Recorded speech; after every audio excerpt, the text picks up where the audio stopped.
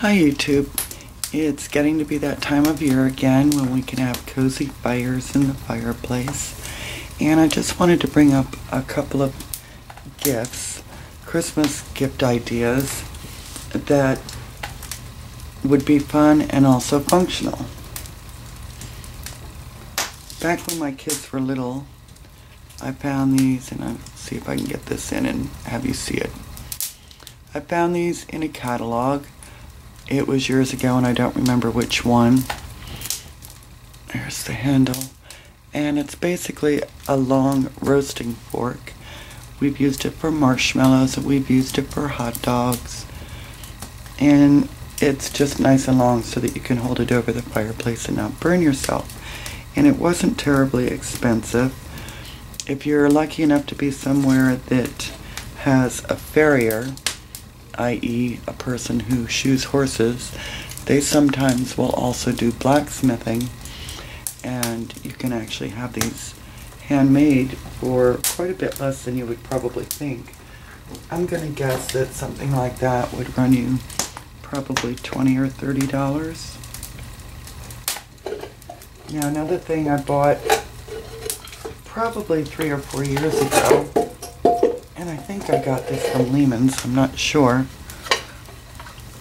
I know Lehman's carries some, although maybe not this exact one. This is a panini press. I'm going to put it down on this log because it's very heavy and open it up to show you. Alright, see if I can get a shot of this. I don't know if it's picking it up, but the one side has ridges and the other side is flat. And the idea is that you put your bread and sandwich material in there and toast it over the fire.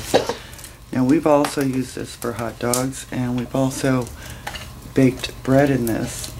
It takes a little bit of,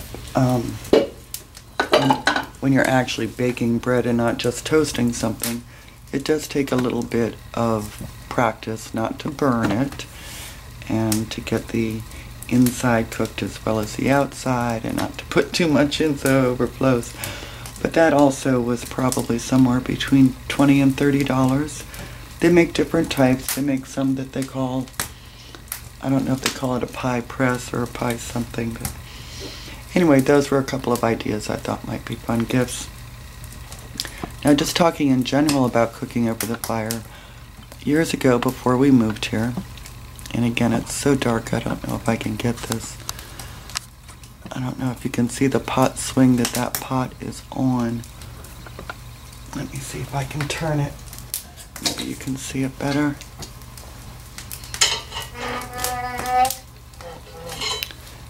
There we go. It's a rather large pot swing that literally swings the pot over the fire. I found that several years before we moved here at a yard sale, and I was really lucky. It was only 20 bucks. Anyway, at the time we didn't have a nice big fireplace like this, and I didn't know what I'd use it for. I thought maybe hang a plant on it outside or wrap the garden hose around it or something. Then we moved in here and it was fantastic. We actually could use it.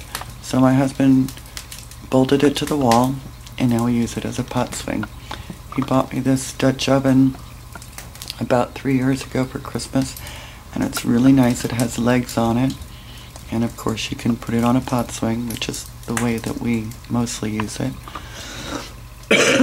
And we usually do a stew or something like that. I haven't baked in it or anything terribly fancy, but I have made stews in it many times.